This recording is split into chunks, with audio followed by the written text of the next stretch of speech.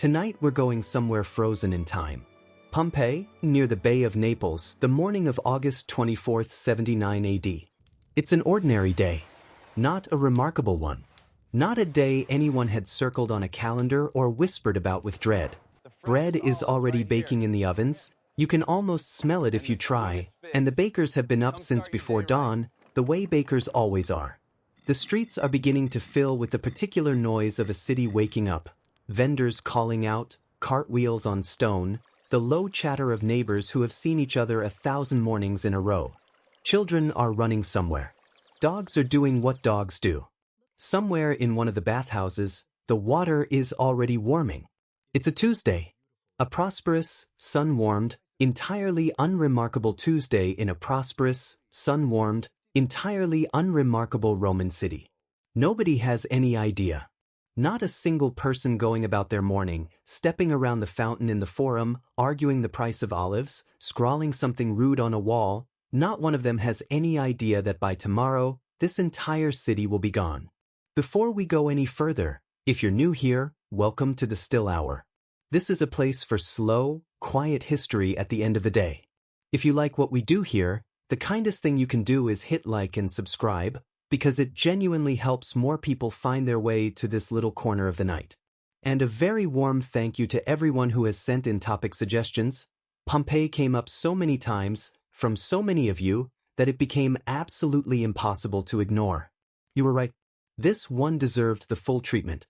Drop a comment and tell me where in the world you're listening from tonight and what time it is. I love knowing that. Someone reading this at 3 in the morning in Auckland, someone else on their commute in Edinburgh, someone tucked up in a farmhouse in Ohio. Hello to all of you. Genuinely. Turn off the lights. Pull the blanket up. Let your shoulders drop. And think about this for a moment. Everything in your home right now, your half-finished cup of tea sitting on the side table, the book left open face down on the cushion, the shoes you kicked off by the door without really thinking about it, the shopping list on the kitchen counter in your own handwriting, every single one of those things would tell a stranger a very specific and very intimate story about exactly who you are, what you value, what you forgot to do today, what you were planning to do tomorrow. That's what Pompeii left behind. An entire city's worth of half-finished moments. And unlike almost anywhere else in the ancient world, those moments survived. Tonight we're going to sit with them. Here's what I keep thinking about when I think about Pompeii. What would survive if your entire town was frozen in a single instant? Not the monuments. Not the official buildings. Not the things people built specifically to last and be admired. But the real stuff. The embarrassing stuff. The mundane stuff. The shopping lists and the half-eaten meals and the rude notes passed between neighbors. What would a stranger, arriving 1,000 years from now, actually learn about who you were? What does ordinary daily life actually look like when nobody is performing for history? Because almost everything we have from the ancient world was deliberately preserved, written down by educated men who knew they were writing for posterity, or carved into stone to commemorate something important. The accidental record, the unguarded record, is almost always lost. Except in Pompeii. Why did it take archaeologists so long to show the public everything they found there? When excavation began in the 18th century, much of what emerged from the ash was immediately locked away, hidden in restricted collections, accessible only to scholars with special permission, kept out of sight for nearly 2 centuries. But what was so startling about what a Roman city had left behind that later, more supposedly enlightened eras felt the need to conceal it? What does it mean that a Roman city's bread ovens, graffiti, and household objects can tell us more about daily life than any history book ever written? And what does the extraordinary frankness of what Pompeii left behind say about how much more careful, or perhaps how much less honest, later centuries became about the ordinary texture of human life? And here is the question I find the most quietly astonishing of all. What does it feel like to look at a plaster cast of a person who died in a specific moment nearly 2,000 years ago and recognize, without any effort at all, the exact human thing they were doing when the world ended for them? What does it mean that the distance between us and them collapses so completely, so suddenly? Those are the questions that keep Pompeii in your head long after you've stopped thinking about it. Picture it properly before we begin. The Bay of Naples, southern Italy, in the 1st century AD. It's a beautiful stretch of coastline, and the Romans knew it. They'd known it for generations. This was resort country for wealthy Romans, a place of sea air and good wine and the kind of relaxed pleasure that a powerful empire at the height of its confidence could afford to enjoy. Pompeii sat on a low plateau above the bay, about 14 miles southeast of what we now call Naples. A prosperous city of roughly 11,000 people, though some estimates run higher, a working port and a resort town simultaneously, with a full civic life that included bathhouses, theaters, temples to a whole constellation of gods, bakeries, taverns, laundries, market stalls, and elegant private villas whose interior walls were painted floor to ceiling with elaborate scenes of mythology, landscape, and everyday life. Behind the city, to the north and east, rose Mount Vesuvius. And here is the thing about Vesuvius that is essential to understanding what happened. The Romans did not particularly fear it.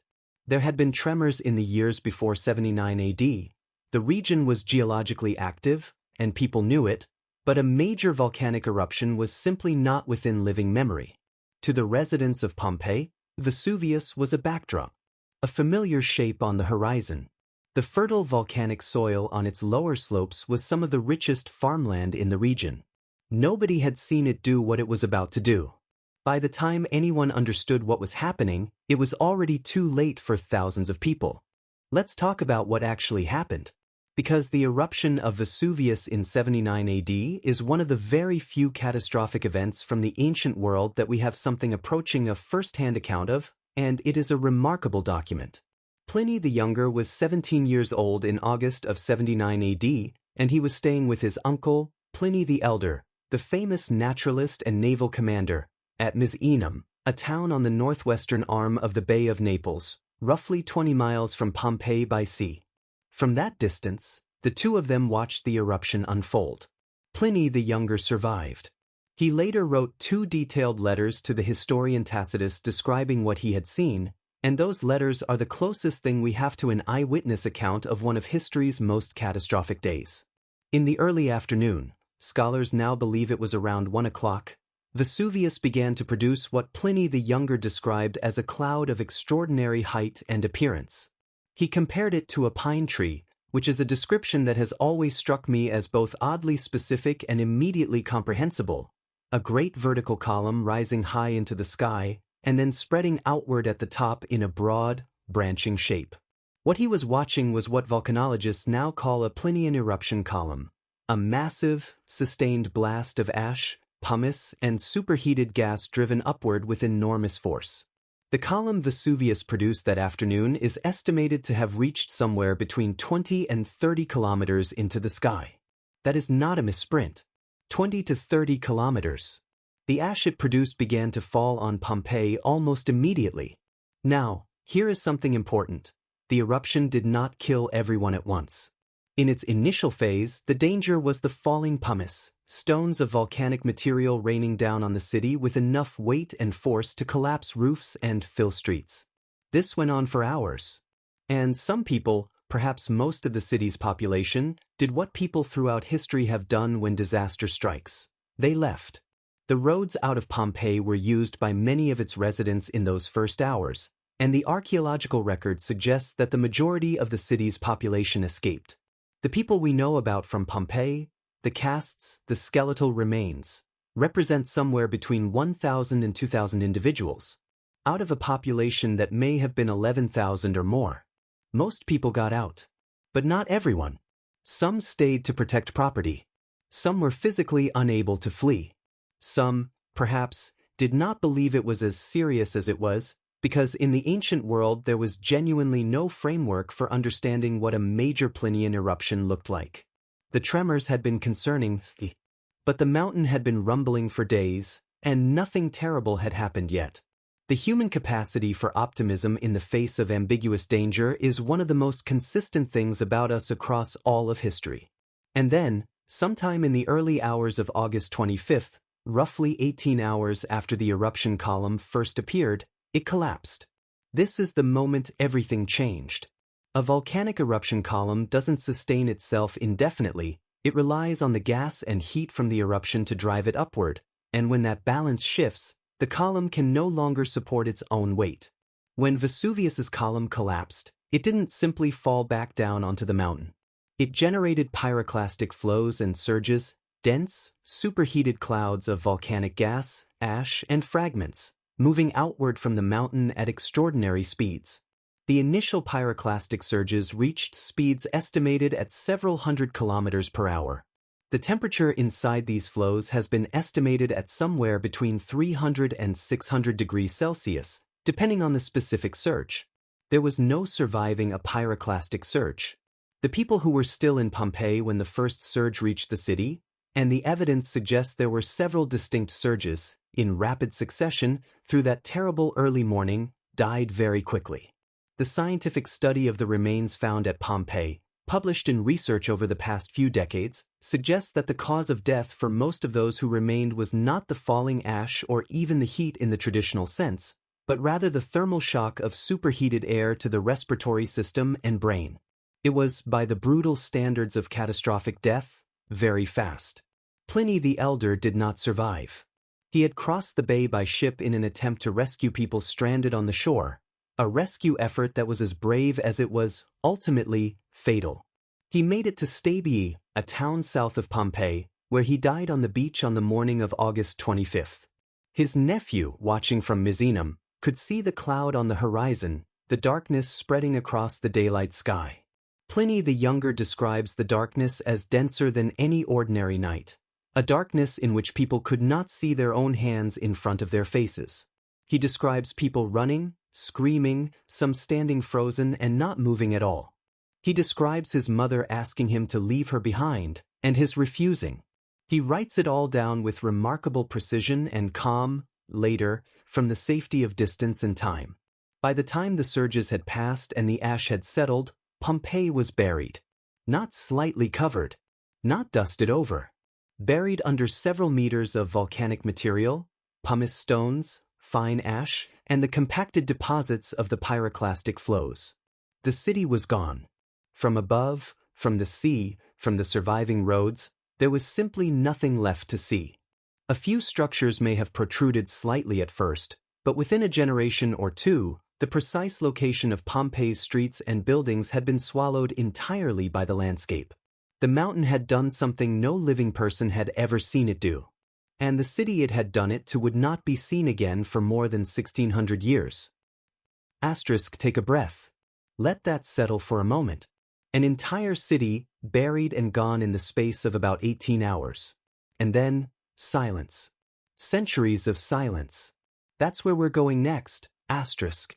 There is something philosophically strange about what happened to Pompeii in the centuries after the eruption, and I want to sit with it for a moment before we move on, because it is one of the things that makes Pompeii unlike almost any other archaeological site in the world. Most things from the ancient world are gone because time destroyed them. Wood rotted. Metal corroded. Painted walls were exposed to rain and frost and the slow, patient work of moss and lichen.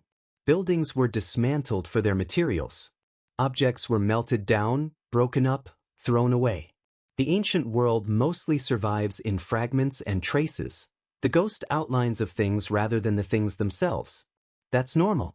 That's what time does. Pompeii should be the same. By any normal reckoning, a city of the 1st century AD should be, by now, a collection of foundation lines and scattered potsherds and the occasional stone that someone's plow turned up. But Pompeii is not that, and the reason it's not that is precisely the disaster that killed it. The volcanic material that buried the city was, in terms of preservation, extraordinarily effective. The fine ash sealed off the buildings from air and water. The pumice and compacted volcanic deposits created a layer of insulation that kept organic material, wood, leather, food, fabric, from decaying at the rate it would in open air. Even frescoes painted directly onto plastered walls survived, because the wall was sealed against moisture and temperature change for over a millennium. The very thing that killed Pompeii preserved it. I find that genuinely moving in a way that's hard to fully articulate. The disaster that ended thousands of lives was simultaneously the act of extraordinary preservation that allowed us, nearly 2,000 years later, to know those lives in unusual detail. There is something almost unbearably poignant about that. The catastrophe was the archive. For a long time after the eruption, the lost cities of the Bay of Naples were not entirely forgotten. Ancient writers, including Pliny the Younger himself, in the letters we've already discussed, reference them. The Roman geographer Strabo had written about the region. Later writers mentioned Herculaneum, Pompeii's smaller neighbor to the northwest, which had also been buried. But knowing that a city once existed is not the same as knowing where it is, and over the centuries, as the volcanic landscape was resettled and farmed and built upon, the precise locations of the buried cities became increasingly vague. By the Middle Ages, Pompeii had effectively ceased to exist as a specific memory. Some of the buried structures were partially visible for a while, the tops of walls, corners of buildings, and there are occasional medieval references to a place called La Civita in the area that may refer to visible ruins. But the organized, precise city that had stood on that plateau on August 23, 79 AD was gone, not just physically but from common knowledge. For most of the medieval and early modern period, the people living and farming above Pompeii had no idea what was beneath them. Think about that for a moment. Families plowing fields, planting grapevines, building farmhouses. Living their lives on top of a city they didn't know was there. The street where someone had scrawled a declaration of love on a plastered wall, the bakery where the bread was still in the oven, all of it sitting in darkness, perfectly sealed, 3 or 4 or 5 meters below the soil. There's a particular kind of wonder in that image. Not a melancholy wonder, exactly, more of a slightly vertiginous one. The sensation of time pressing down, layer on layer, the present living its ordinary life directly above the frozen past without any idea of the proximity. It was not until the very end of the 16th century that things began to change, when workers cutting a channel for an aqueduct project in the area began to turn up ancient walls and inscriptions and scattered objects. The architect Domenico Fontana, overseeing the project, noted the discoveries but does not appear to have grasped their full significance, or perhaps the pressure of completing the engineering work simply outweighed the curiosity about what was buried nearby. The objects were noted, some were collected, and the work continued. More significant finds followed in the early 17th century, and awareness grew among the educated and aristocratic classes that something remarkable might lie beneath the volcanic plain near Pompeii. But it was a slow, fragmented process, driven by rumor and the occasional spectacular object turning up in someone's field. There was no organized effort. The city continued to wait. It would wait until 1748 before anyone came looking for it properly. And when they did come, what they found would astonish and disturb and fascinate and, in some cases, deeply unsettle everyone who encountered it, for reasons that were not entirely what they expected. 1600 years of waiting. Sealed away in the dark, perfectly preserved, while the world above changed almost beyond recognition. And then, at last, someone started digging. By the mid-18th century, the Kingdom of Naples was ruled by Charles VII, later to become Charles III of Spain, and his court was deeply caught up in the fashionable European enthusiasm for classical antiquity. The Grand Tour, that cultural institution of the educated European elite, had made Greece and Rome intellectually fashionable in a new and intense way. Ancient objects, sculptures, bronzes, mosaics, painted vessels, were status symbols of the highest order. And there were persistent rumors, backed by enough scattered finds over the previous century, that something extraordinary was buried near the town of Pompeii, south of Naples. In 1738, excavations had already begun at Herculaneum, the smaller city northwest of Pompeii, and had produced sensational results: a theater, bronze statues, marble decorations of extraordinary quality.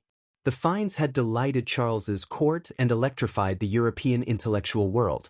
So, in 1748, organized digging began at the site that would prove to be Pompeii itself.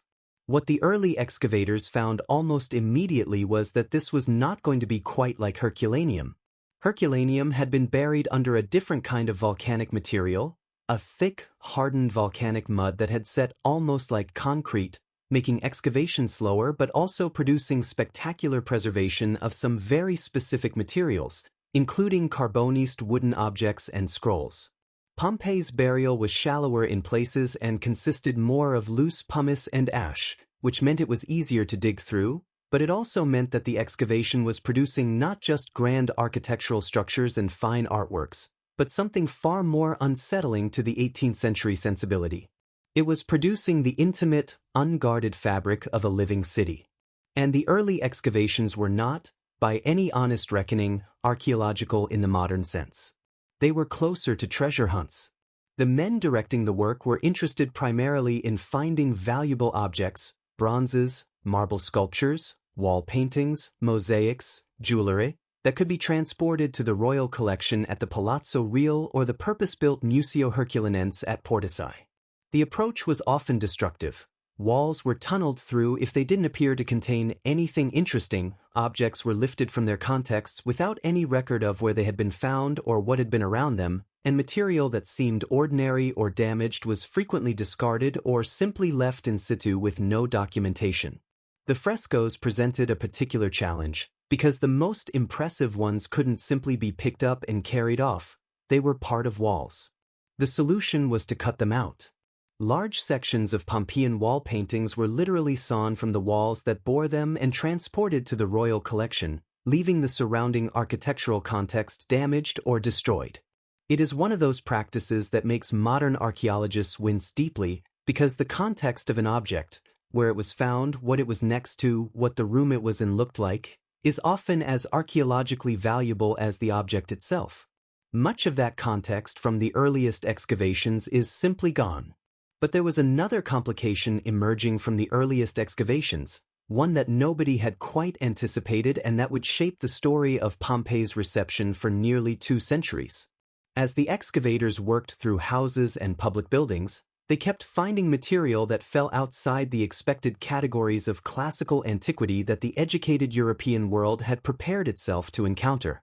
The Romans were known, of course, to be different from 18th century Christian Europeans in various ways. But the sheer pervasive ordinariness with which Pompeii seemed to treat certain aspects of human life that later centuries had categorized as private, shameful, or simply unspeakable, that was something the early excavators were genuinely unprepared for. Wall paintings, small sculptures, objects of daily use, decorative elements in homes and businesses, the material kept suggesting a society that had a fundamentally different relationship to the human body and its pleasures than the one that had employed the excavators.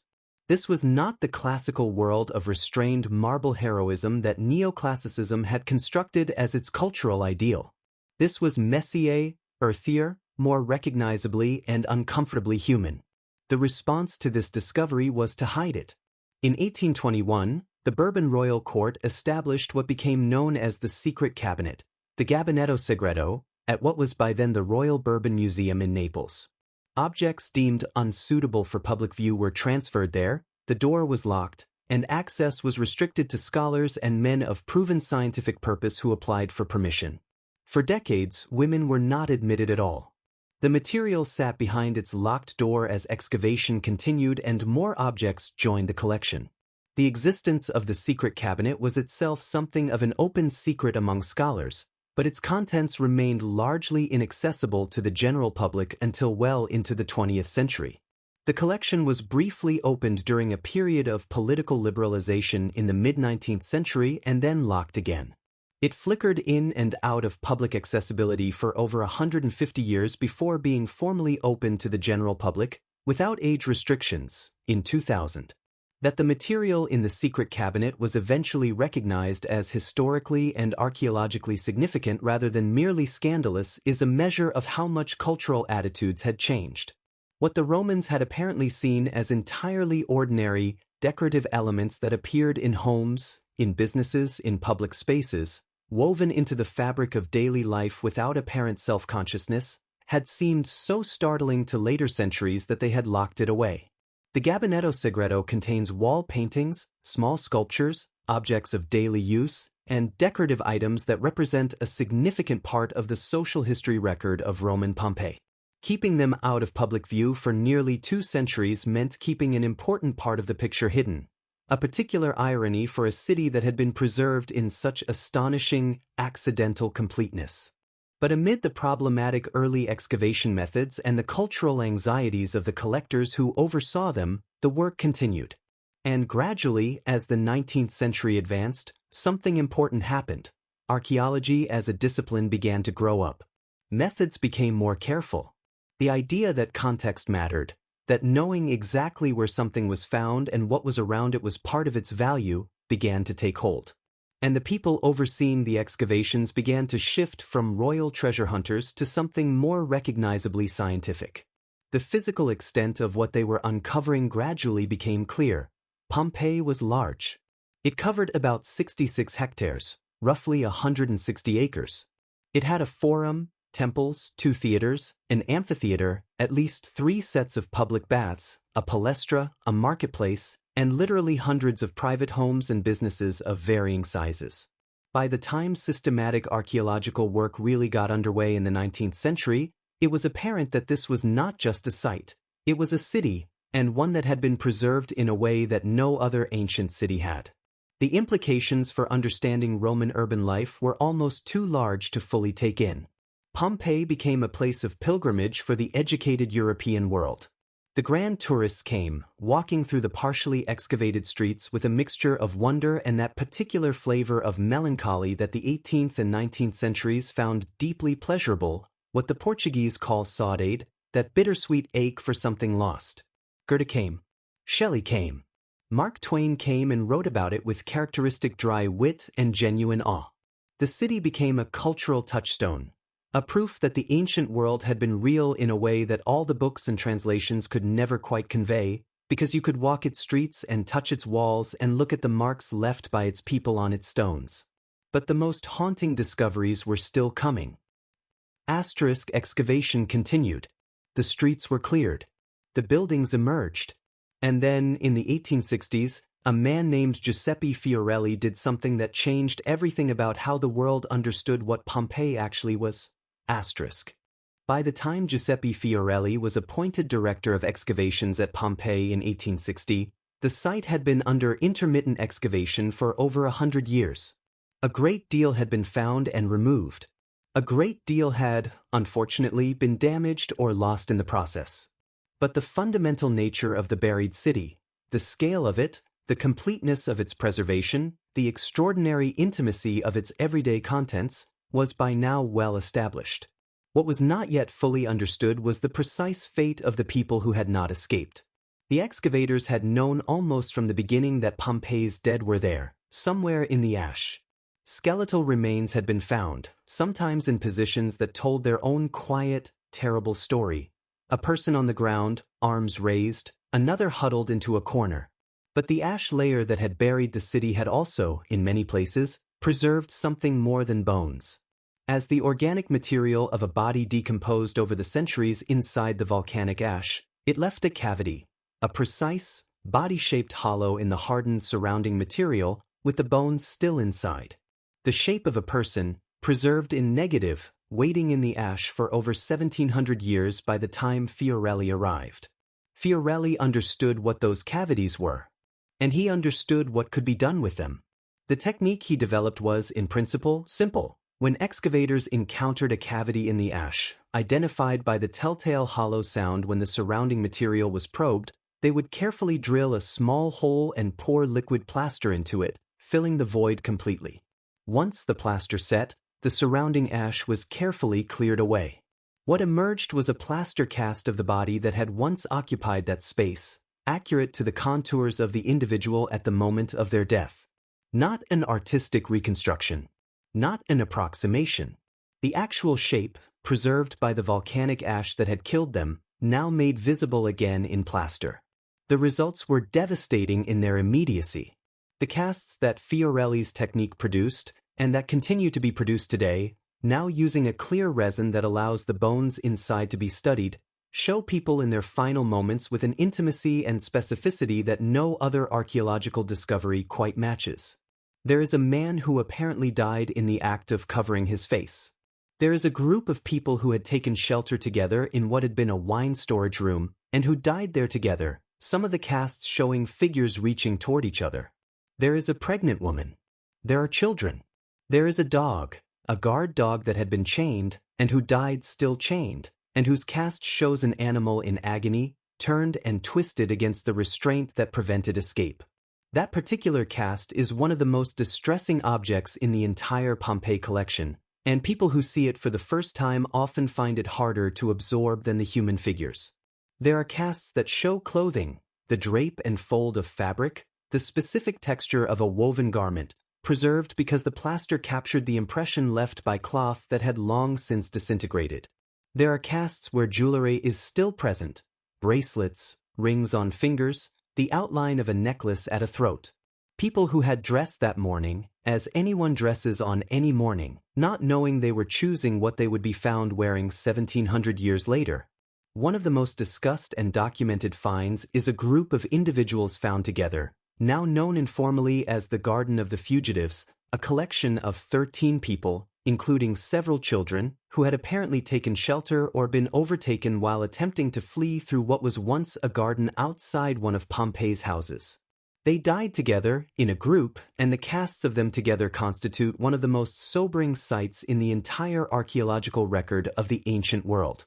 To stand in front of them, which visitors to the Pompeii archaeological site can do, is to experience a particular kind of temporal vertigo that no photograph quite prepares you for. What Fiorelli's technique did, and what its modern refinements continue to do, is collapse the distance between then and now in a way that is genuinely unusual in archaeology. Most of what survives from the ancient world is interpreted at a remove. We look at an object and we understand it intellectually as being from a particular period, made by particular hands, used for a particular purpose. It is historical knowledge, organized and categorized. The plaster casts of Pompeii are something different. They are not historical objects. They are people. Specific, particular individuals in specific, particular moments, preserved with a fidelity that has no parallel in the ancient world. That is not a comfortable thing to sit with, and I think it is worth acknowledging. There is an ongoing and entirely legitimate debate among archaeologists and ethicists about the display of human remains and casts derived from human remains, about whether the people of Pompeii, who had no say in the matter, are being treated with appropriate dignity by being displayed in glass cases for tourists to photograph. The conversation is real and nuanced and ongoing, and it reflects the growing seriousness with which archaeology thinks about the ethics of its own practice. But there is also something worth saying on the other side of that conversation. The casts of Pompeii have done something for human self-understanding that very few archaeological discoveries have ever achieved. They have made the ancient world not just intellectually accessible but emotionally immediate. The woman with her arms around her child, the man reaching forward as though trying to find something in the darkness, the dog pulling at its chain. These images have a direct line to something deep in how we understand ourselves as human beings. The distance of nearly 2,000 years simply disappears. What is left is just recognition. That is a human being. That was fear. That was love. That was the specific, irreducible experience of being alive and then suddenly not. Fiorelli also introduced other systematic improvements to the excavation of Pompeii that would prove enormously influential on the development of archaeology as a discipline worldwide.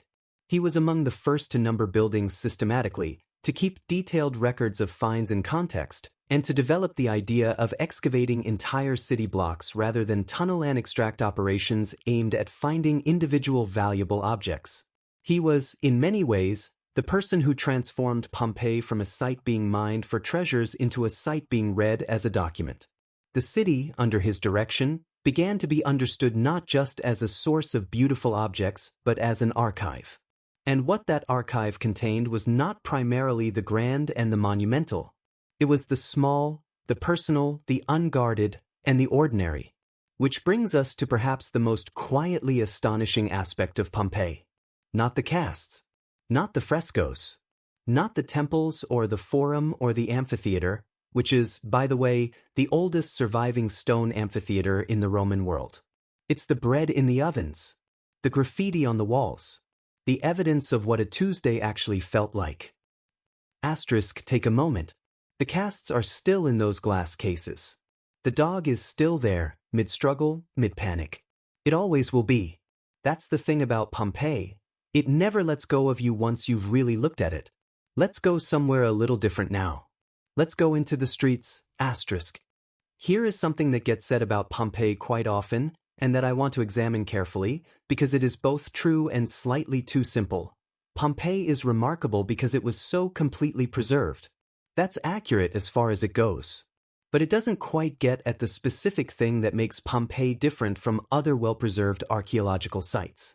Because there are other Roman sites that have given us extraordinary things: Ostia Antica, Herculaneum, villa sites across the former empire. There are sites outside the Roman world that have produced remarkable preservation. The thing about Pompeii isn't just that it was preserved. It's what was preserved, and how randomly and completely and without editorial intention. Pompeii wasn't preserved because anyone made choices about what was worth keeping. It was preserved because a mountain went off on a Tuesday afternoon, and whatever happened to be there at that particular moment is what we have. And what was there on that particular Tuesday afternoon was life in full, unedited progress. Let's start with something I find almost unbearably specific: the bread. In the bakeries of Pompeii, and there were many, because most ordinary Romans in a city did not bake at home, they bought their bread from the bakery the way you might stop at a coffee shop on the way to work. The loaves were in the ovens. Not metaphorically. Not as a reconstruction. The actual bread, carboniced but structurally intact after nearly 2,000 years, was still there when the excavators reached the bakeries. Archaeologists have found more than 80 intact carboniced loaves in Pompeii. One of the most famous, found in what is now known as the House of the Baker, was preserved so completely that the maker had stamped it with his seal before baking, a practice used partly to identify whose bread was whose when customers brought their own dough to the communal oven, and partly as a form of branding. The stamp on the loaf, the name of the baker pressed into the dough before it was fired, survived in the carboniced surface. Someone made that bread. They stamped it with their name. And nowhere was that honesty more startling to the people who found it than in one particular room. A room that archaeologists in the 18th and 19th centuries dug up, looked at, and immediately decided the public could not be trusted to see. Let me explain what I mean by that, because it's a story that tells you almost as much about the modern world as it does about the ancient one. Maybe more. When excavators began working through Pompeii in earnest in the 18th century, they were prepared, intellectually at least, for what a Roman city might look like. They had read their Pliny and their Suetonius. They had studied Latin. They knew, in the abstract, theoretical way that scholarly men of the Enlightenment knew things, that Rome had been a civilization with rather different ideas about the body than the one those scholars had grown up in.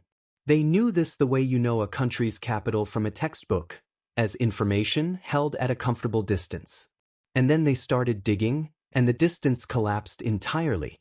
What they found, scattered throughout Pompeii with a casualness that was itself deeply revealing, was a body of material, frescoes, mosaics, household objects, amulets, shop signs, garden decorations, that depicted sexuality and the human body with a frankness that left 18th-century European gentlemen genuinely at a loss for what to do.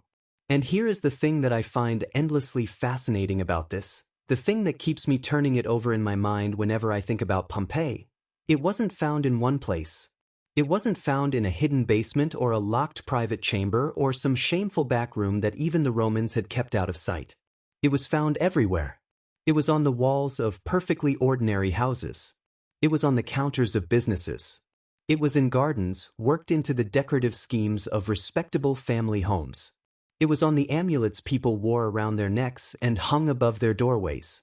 It was on small oil lamps. It was on baking molds. It was woven so thoroughly into the fabric of ordinary Pompeian life that the archaeologists couldn't separate it from the archaeology of that life without leaving enormous, telling gaps in the record. The Romans had a genuinely, structurally different relationship with the human body and with sexuality than later European Christian societies developed. For them, much of this imagery wasn't primarily erotic in the way a Victorian scholar would have understood the word.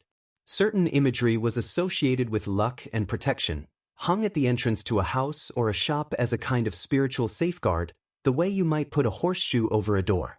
Some of it was tied to concepts of fertility and abundance, the practical, unsentimental kind of fertility that agricultural societies spend a lot of time thinking about.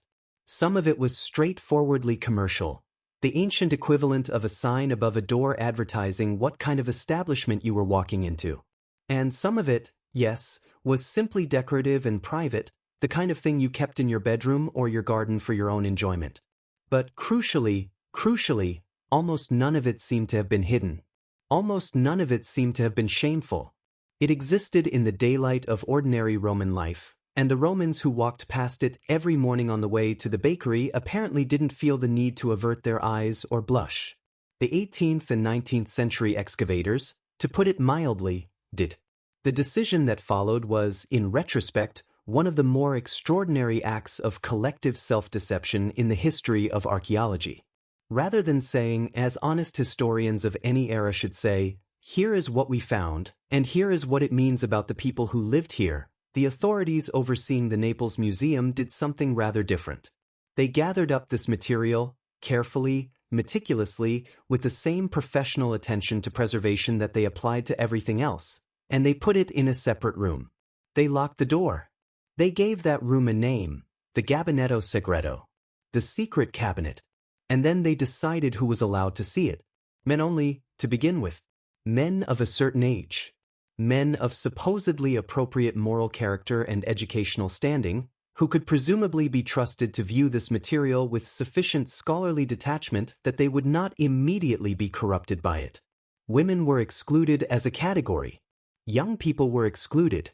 Working people, people without the right credentials, people who hadn't demonstrated the appropriate respectability, all excluded. You could apply for access by special request, and you might or might not be granted it, depending on who was in charge at the time and what mood they were in. I want you to sit with the specific absurdity of this for a moment, because it is genuinely worth sitting with. Here was a society, 19th century European scholarly society, that prided itself enormously on its commitment to rigor, to truth, to the honest investigation of history. Here were men who wrote long, serious papers about archaeological methodology and the importance of preserving the complete historical record. Men who believed, genuinely, that the careful study of antiquity was one of the highest intellectual pursuits available to a civilized person. And those same men decided, without apparent irony, that an entire category of completely authentic, historically accurate, archaeologically significant evidence about how real people actually lived should be locked in a room and hidden from most of the population. Not because the material was damaged, not because it was fragile and required special conservation, because they were embarrassed by it, because it didn't fit the version of ancient Rome they were comfortable presenting to the world, the noble, toga-clad, philosophically austere Rome of their own imagination, the Rome they had constructed in their heads from the sanitized highlights of classical literature. The Rome that made them feel that European civilization was the rightful heir to something grand and serious, rather than the heir to something complicated and thoroughly human. Pompeii kept puncturing that version of Rome. It kept insisting on showing them Romans who were loud and messy and funny and sexual and petty and warm and recognizable in ways that made the whole noble heritage narrative considerably harder to sustain. And so they locked the door. The Gabinetto Segreto's history over the following century and a half is a kind of slow, unsteady negotiation between archaeological honesty and cultural discomfort. It opened briefly in the 1820s. It closed again. It opened in a limited way for scholars. It closed to the general public. Depending on the political climate of Naples and Italy at any given time, and Italian politics across the 19th and 20th centuries gave people plenty of other things to worry about, the cabinet was variously accessible and inaccessible, partially open and firmly shut. There were periods when even scholars couldn't easily get in. There were periods when it was opened for a specific class of visitor and closed again almost immediately. It wasn't until the year 2000, within the living memory of many people watching this, that the Gabinetto Segreto was opened to the full general public without restriction, including to children accompanied by adults. Think about that timeline. The eruption happened in 79 AD. The material was excavated starting in the 18th century. And it took until the 21st century for the world to collectively decide that ordinary adults could look at it without special permission. What I find most revealing about the whole episode isn't the Romans. The Romans weren't embarrassed. They went about their lives, hung their amulets, painted their walls, sold their goods, and presumably didn't give the matter a great deal of anxious thought. What's revealing is every generation of European scholars and authorities who stood in front of this material and felt the specific, uncomfortable vertigo of encountering a past that didn't match the story they needed the past to tell. That's the real secret cabinet in a way. Not the room in Naples. The one inside every era's assumptions about what history should look like and the considerable effort people go to when the actual evidence doesn't cooperate. Pompeii, as always, just refused to tidy up. Now, once you get past the Victorian discomfort, once you open the door, metaphorically and literally, the question becomes, what does this material actually tell us? What do we learn about the Romans from this evidence that we couldn't learn from the temples and the speeches and the official histories? Quite a lot, as it turns out. Quite a lot that is genuinely illuminating, and very little of it is what you might call scandalous. Mostly it's just clarifying. Roman society was organized around different social structures than the ones that came to dominate European life in later centuries. The household, the familia, was the fundamental unit of Roman social life, and it encompassed not just a nuclear family in the modern sense, but a much broader network that included slaves, freed people, clients, and various dependents. Relationships within and around that structure were governed by Roman law and Roman social custom, which had its own complex hierarchies and expectations that don't map neatly onto later frameworks. The point isn't that the Romans were libertine by nature. Roman society had plenty of its own rules and restrictions, plenty of its own judgments about appropriate and inappropriate behavior. The point is that the categories were organized differently. Public bathing is a good example of this.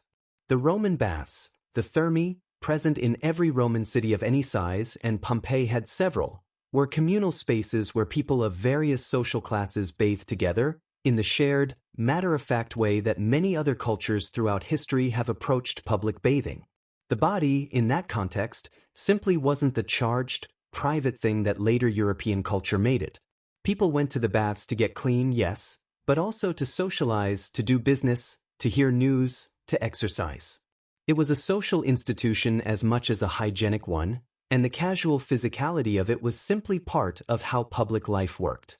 When archaeologists find imagery in Pompeii that reflects this different relationship with the body, and they find it in bathhouses, yes, but also in perfectly ordinary domestic spaces, they're not finding evidence of something unusual or transgressive by Roman standards. They're finding evidence of how Roman daily life was actually organized and experienced. It's the difference between treating this material as if it's the Romans being naughty by our standards versus treating it as what it actually is, the Romans being normal by their own. The imagery associated with luck and protection is particularly interesting from an anthropological perspective because it illuminates the way Roman religion and Roman daily life were intertwined in ways that could seem strange from a distance. Roman religion wasn't primarily about attending services and following a moral code. It was about maintaining the right relationships with a vast array of divine forces that permeated everything: the household, the fields, the crossroads, the market. The Laras and Penates, the household gods, had their little shrines in Roman homes. The genius, the animating spirit of the head of the household, was honored on birthdays. And certain imagery that would strike a modern eye as purely sexual was, to a Roman, primarily protective, a ward against the evil eye, a magnet for good fortune, a way of saying to the forces of ill luck, "Not here, not in this house." That's not a rationalization or an excuse. That's just what it was. And understanding it as what it was gives you a far more accurate picture of how ordinary Romans understood their own world than refusing to look at it would. The written sources confirm this at every turn. Pliny the Elder, who died in the very eruption that buried Pompeii, a fact I find quietly extraordinary every time I remember it, the man who wrote about Pompeii essentially dying in the event that would preserve it, wrote extensively about Roman customs and beliefs, including beliefs around protective imagery. Ovid, Horace, Catullus, Martial. The Latin literary tradition is full of frank, specific, entirely matter-of-fact references to sexuality and the body that the Victorian scholars were perfectly comfortable reading in the original Latin, apparently, even as they locked the physical evidence in a cabinet. There is something magnificently inconsistent about a 19th-century classicist who would happily read Catullus in the morning and then refuse to let the general public see a Pompeian mosaic in the afternoon. What the physical evidence from Pompeii does, taken together with the literary sources, is complete a picture that either source alone could only sketch. The literature tells you what educated Romans wrote and thought about. The physical remains tell you what ordinary Romans bought and made and hung on their walls and carried in their pockets. Together they give you something close to the actual texture of Roman daily life, which was, like all daily life, a mixture of the elevated and the mundane, the philosophical and the practical, the aspirational and the comfortably imperfect. The fact that Pompeii preserved both kinds of evidence in the same city, from the same moment in time, is one of the things that makes it irreplaceable as an archaeological site. You can walk, in a sense, from the high culture to the low culture and back again in a single afternoon. You can see the Grand Forum and then turn a corner and find a small, joke-inscribed oil lamp that some Roman shopkeeper thought was hilarious. Both are true. Both are Rome. And both of them, I think, bring you closer to the actual human beings who lived there than either one could alone. But let's step out of the secret cabinet entirely now. Because as fascinating as that story is, it's really a story about a fairly small, if significant, subset of what Pompeii preserved. The larger truth of the place is much broader and, in some ways, even more moving. Pompeii preserved the taste of daily life. Almost literally. In the Thermopolia, and there were at least 80 of them discovered so far in Pompeii, which gives you some sense of scale, excavators found not just the physical structures of the counters and the embedded ceramic jars, but actual traces of the food that had been sold there. Real, detectable, chemically analyzable evidence of what Romans ate for lunch on an ordinary weekday afternoon. A thermopolium, for those who haven't encountered the word before, was essentially a Roman fast food counter. The name comes from the Greek for a place that sells hot things, which is about as practical a piece of naming as you'll ever encounter in the ancient world. They were everywhere in Roman cities, and this makes a particular kind of sense when you understand Roman urban housing. Most ordinary Romans in cities like Pompeii didn't have private kitchens, or had very limited cooking facilities. Open fires in cramped apartment blocks were a serious and well-documented fire hazard. Rome itself burned down multiple times, in case you'd forgotten, and so a great many urban Romans ate out, the way city dwellers still tend to when home cooking is inconvenient or impractical. The Thermopolium was their local. It was the place you stopped on the way home. The place you ate breakfast standing at a counter. The place where the person behind the jar knew how you liked it and had your usual ready before you'd finished saying hello. And in 2019, a remarkably well-preserved Thermopolium was excavated in Pompeii, one that archaeologists from the Great Pompeii Project have been able to study in extraordinary detail. The counter was decorated with paintings of animals, some of which turned out to correspond to the actual food found inside the embedded ceramic jars. Chemical analysis of residue in those jars found traces of pork, fish, snails, and wine, actual, identifiable food, preserved for nearly 2,000 years in the specific counter where it had last been sold, on an October morning in 79 AD, before the ash fell. Somewhere in the vicinity of the Thermopolium, they also found skeletal remains.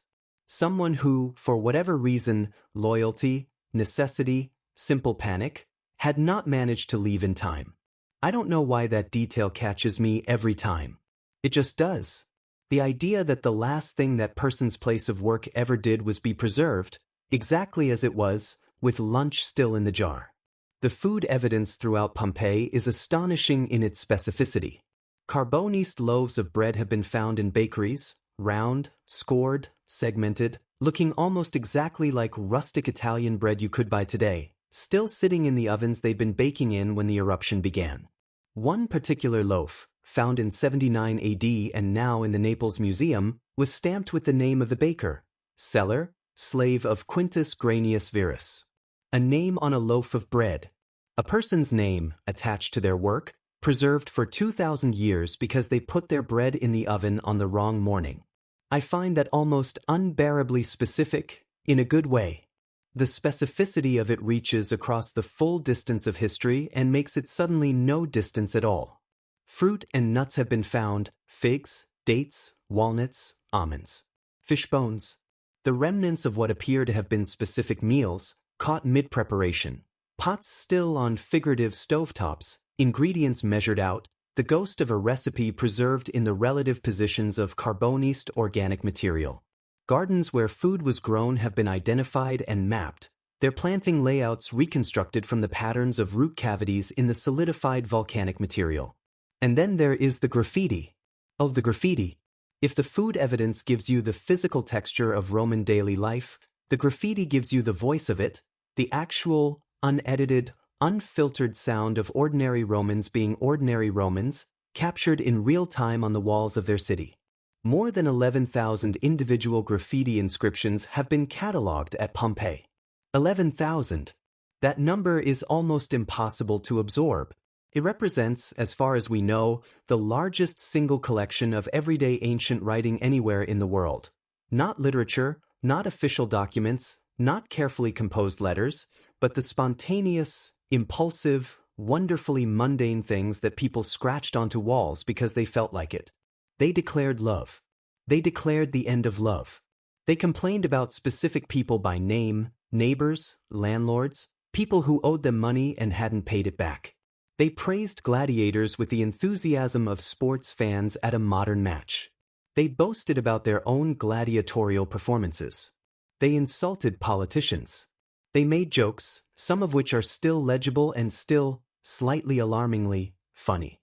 They wrote their own names just to write them, the way people carve their initials into trees today, the deep, apparently universal human impulse to say, I was here.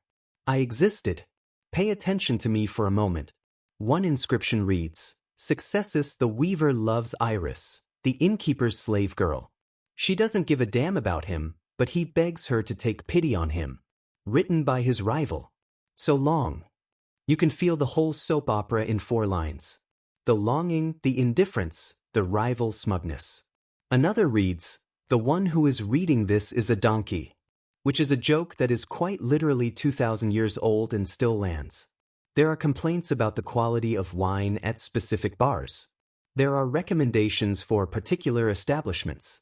There are electoral slogans.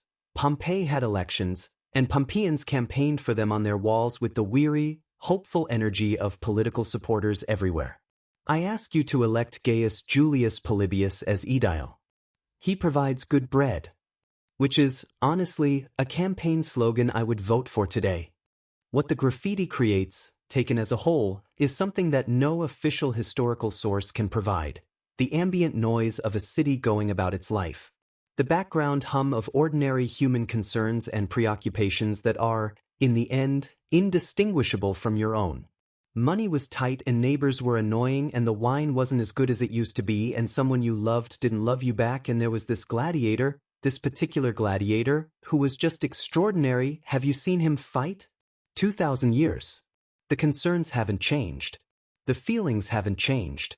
Only the language has, and even that, in translation, sounds immediately recognizable. That's what I mean when I say Pompeii gives you the taste of daily life. Not just the bread in the oven. The whole flavor of a human world, the salt and the sweet and the bitter and the sour, preserved intact beneath the ash of a mountain that covered it so quickly that there wasn't even time to clean up before eternity arrived. Now, you might reasonably assume that after nearly 3 centuries of excavation, Pompeii would be more or less done. That we would have found most of what there is to find, catalogued it, understood it, and arrived at something like a complete picture. And you would be, as Pompeii has so often proved people, entirely wrong. Approximately 1/3 of the city, a full third, remains unexcavated even now. Below the current ground surface, beneath the areas that haven't yet been touched by a trowel, there is still Pompeii waiting. Still ordinary houses and shops and gardens and streets, still artifacts and frescoes and bones and bread, still evidence of real lives that no modern eye has yet seen. And the work that is happening, both in the unexcavated sections and in the ongoing conservation and re-examination of what has already been uncovered, is, if anything, more revelatory than much of what came before, because the tools available to modern archaeologists are so dramatically beyond anything the 18th century excavators could have imagined that they're essentially working in a different discipline.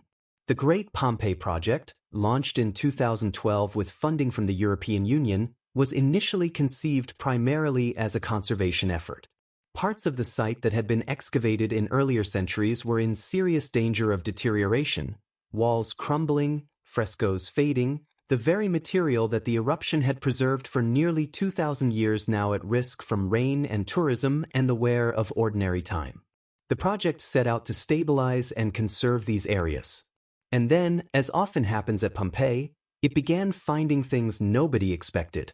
The Regio V excavations, which began as part of the conservation work and gradually expanded into genuinely new territory, have produced a series of discoveries that would each individually be extraordinary at almost any other archaeological site. New frescoes, entirely unknown, depicting scenes that refine and complicate our understanding of Roman visual culture. A ceremonial room decorated with mythological scenes of such quality and preservation that archaeologists initially had to double-check that they were really seeing what they thought they were seeing. Rooms full of perfectly preserved objects, still arranged as their owners had left them, the accumulated details of specific lives, specific households, specific personalities, readable in the choices made about what to keep and how to keep it. In 2021, a remarkably complete Roman chariot was excavated from a suburban villa just outside the Pompeii city limits. Not a work vehicle, but a ceremonial one, decorated with ornate metalwork, the kind of vehicle that would have been used for important social occasions, for processions, for the visible display of wealth and status that was such an important part of Roman public life. It was found in a state of preservation that left archaeologists describing it, perhaps slightly professionally unguardedly, as spectacular. The metalwork was still in place. The wooden elements, preserved by the same carbonization process that preserved the bread, still retained their shape. 3D scanning technology has allowed researchers to map the site in 3 dimensions with a precision that makes every previous survey look rough-drafted by comparison. Ground-penetrating radar can now identify underground structures before excavation begins, walls, floors, rooms, giving archaeologists a preview of what they're about to find rather than discovering it as they go, which reduces the risk of accidental damage and allows much better planning of the excavation process. DNA analysis of victim remains, of the people who died in the eruption and whose bones survived in the ash, has begun to tell a more complex and specific story about who actually lived in Pompeii. Early assumptions, based on physical appearance, about the genetic origins of particular individuals have been revised or complicated by the actual genetic evidence. The picture that's emerging is of a city that was, perhaps unsurprisingly for a major port and commercial center in the Roman world, ethnically diverse. People of different origins, different backgrounds, different stories about how they ended up in a mid-sized city on the Bay of Naples, all gathered together in the moment that the mountain chose to end its silence. The timeline of the eruption itself has been refined. For a long time, historians worked from Pliny the Younger's famous letters, written years after the event, from memory, by a man who had been across the bay, as the primary source for when things happened. Modern analysis of the physical evidence has been able to check and in some cases correct that account. The position of victims, the layers of ash and debris, the sequence of collapse in specific buildings, all of it tells a story that is more precise and more terrible than the written account alone. An eruption that unfolded over many hours, that gave people time to flee and time to hesitate and time to make the choices that determined whether they survived or didn't. The plaster casts, which I mentioned in our previous part, have also been re-examined with modern techniques.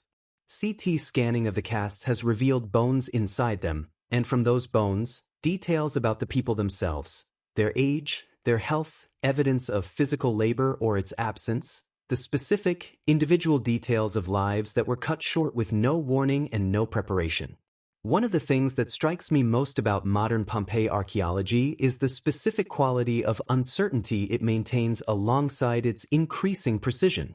We know more about Pompeii today than we have ever known. We can answer questions that earlier generations of archaeologists could only speculate about. And yet the more carefully you look, the more questions open up, about specific individuals, about specific sequences of events, about the interior lives of people whose physical remains are extraordinarily well preserved but whose thoughts and feelings and motivations, of course, are not. The ash preserved the body. It could not quite preserve the person. And there's something right about that, I think. Something that keeps Pompeii from becoming simply a museum exhibit, a thing you can look at from a safe distance and feel you've fully understood. It keeps it alive, in the way that any place keeps being alive so long as it keeps raising questions you haven't answered yet. A third of the city is still underground. There are things in that third that nobody alive has ever seen. That fact, simple, enormous, quietly thrilling, means that Pompeii is not a finished story. It's an ongoing conversation between the past and everyone who cares to listen. And the conversation, after nearly 300 years, shows absolutely no sign of running dry. So what does it all add up to? I've been thinking about this, the way I always think about Pompeii, which is in circles, coming back around to the same center from different angles, each time feeling like I'm getting a little closer to something I can't quite name. Here is what I keep arriving at. Pompeii endures, not as a curiosity, not as a spectacle, not even primarily as a window onto an exotic ancient world, because it shows us something that is almost nowhere else preserved. What ordinary human life actually looks like when it isn't performing for the record. Almost everything we know about the ancient world comes to us through filters, through the things people chose to write down, through the monuments they built to commemorate victories and honor gods, through the objects they considered important enough to keep, and the stories they considered important enough to tell. All of that material is genuine and invaluable and irreplaceable, but it is, at some fundamental level, curated. It is the past presenting itself as it wished to be seen. Pompeii is not that. Pompeii is the past caught completely off guard. The people who went about their ordinary Tuesday in October of 79 AD had no idea they were creating a historical record. They were not thinking about posterity. They were not arranging their city to be studied. They were thinking about the bread, and the cost of wine, and the neighbors, and the gladiator games coming up next week, and the election, and whether Iris, the innkeeper's slave girl, was ever going to return Successus, the weaver's feelings, and all the 10,000 small, warm, urgent, forgettable concerns of a life in progress. And then the mountain interrupted mid-sentence, and all of it, the bread and the graffiti and the frescoes and the tools and the food in the jars and the charms on the doorways and the bodies in the streets, all of it was sealed beneath the ash, exactly as it was. Not as anyone intended it to be, as it actually was. And that accidental honesty is what makes Pompeii not just an archaeological site, but something closer to a mirror. You look at it and you see Rome, yes, but you also see something that is not specifically Roman at all. You see the universal texture of human daily life, the small scale of it, the intimacy of it, the way it is made not of grand events and noble gestures but of meals and complaints and jokes and longings and the particular stubborn satisfaction of a piece of work done well enough that you stamp your name on it. The baker's seller stamped his name on his bread. He didn't do it for us. He did it because it was his bread, and he had made it, and he wanted people to know it. But we know it now. We know his name. We know his bread. We know, in some small but real sense, that he was here, that he existed, that on the last morning of his city's life he went to work and did his job and put his bread in the oven. That is not a small thing. It is not a small thing at all. What Pompeii teaches, and it keeps teaching year after year, discovery after discovery, because Pompeii never seems to run out of things to say, is that ordinary life is not the opposite of important. It is not the gap between the important moments. It is not the thing you get through in order to arrive at history. Ordinary life is the whole point. It's what all the grand monuments were built to protect and sustain. It's what the laws were written to organize. It's what the wars were fought over, however badly those wars achieved their stated purpose. The bread in the oven, the name on the loaf, the joke on the wall, the longing scratched into stone because the feeling was too big to keep inside. That is what it means to be human. And Pompeii preserved it. Let's go back there one more time. It is the morning of the 24th of October, in the year 79 AD. The sun is up over the Bay of Naples, and Pompeii is beginning its day. In the bakeries, and there were at least 35 of them, which tells you something about how much bread this city ate, how central and ordinary and essential the daily loaf was. The ovens have been heating since before dawn. Cellar has been working since the dark hours, measuring and kneading and shaping, the routine of it deep in his hands the way any daily skill becomes a kind of physical memory after enough years. The bread is in the oven. It's almost ready. In the thermopolia, the day's food is being prepared. The familiar smells of fish sauce and slow-cooked meat and warm wine beginning to drift into the street, the reliable sensory signal that tells the neighborhood that the day is properly underway. On the walls, last night's graffiti is still wet in places. Someone declared love. Someone declared contempt. Someone wrote a joke that they were very pleased with. Someone else, passing by on the way home, added a response because the impulse to answer, to engage, to add your voice to the conversation, that impulse is apparently as old as language itself. In houses throughout the city, people are doing the 10,000 things that people do in the morning. Drinking the first cup of something warm. Having the minor argument that you have every morning because you have always had it and by now it is almost comfortable. Looking out at the mountain, which is there as it has always been there, the familiar bulk of it against the sky, too permanent and too familiar to be frightening. Nobody knows that the mountain has other plans for the afternoon. Nobody knows that this particular ordinary morning will be, in some strange and terrible and ultimately generous way, the morning that lasts forever. That the ash will come and seal it all mid-sentence, and that somewhere around 1500 years later, people will start digging and find the bread still in the oven and the graffiti still on the wall, and all the intimate ordinary evidence of a city that was just being itself on the last morning it ever had. Now rest. Somewhere under that ash, the bread is still in the oven. It always will be. And here is the thing I want to leave you with, as you settle toward sleep and the thoughts start to loosen and soften at the edges. Tonight is your ordinary Tuesday. This moment, right now, this specific and unremarkable moment before you drift off, is your bread in the oven, your graffiti on the wall, your name stamped on the morning. You didn't arrange it for history. You're not performing for the record. You're just here, in the quiet, in the ordinary, in the warm and specific texture of your one particular life. No volcano will preserve it. No ash will seal it. But it is real. It is complete. It is yours. And somewhere in the long human story of Tuesday mornings and bread in ovens and feelings too big to keep inside, somewhere in that story, which started a very long time ago and is still going, you are part of it, just as they were. Sleep well.